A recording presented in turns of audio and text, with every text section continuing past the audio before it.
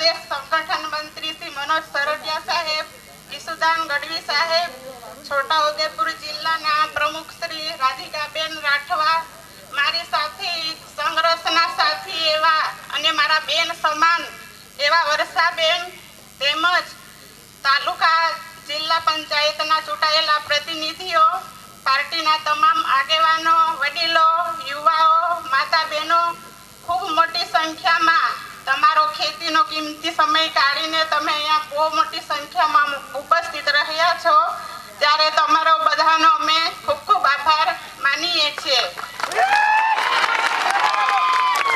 કાલે અમને હાઈકોર્ટ દ્વારા મને અને મારી સાથે 4 ખેડૂતોને જેલમાંથી મુક્તિ મળી છે.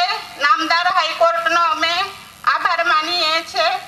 અને ધારાસભ્ય ચૈતર વસાવા વન વિભાગના કેસમાં અમને સજા કરવામાં આવી હતી.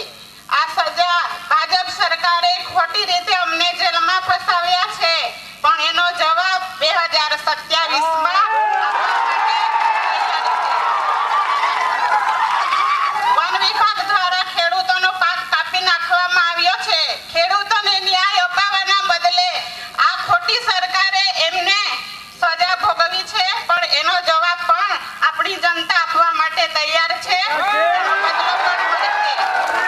આજે ધારાસભ્ય ચૈતર વસાવા આદિવાસી સમાજ માટે ઘણી લડત આપે છે, ત્યારે આ ભાજપ સરકારને ગમતું નથી, એટલે રાજકીય કિન્નાખોરી રાખી ખોટી રીતે એમને વારંવાર જેલ ભોગવે છે, પણ એનો જવાબ પણ આ જનતા આપવા માટે તૈયાર છે.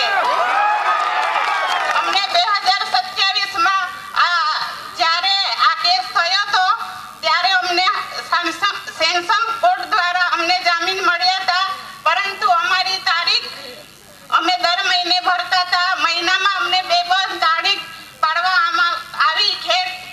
કેસને ખૂબ ચલાવવામાં આવ્યો.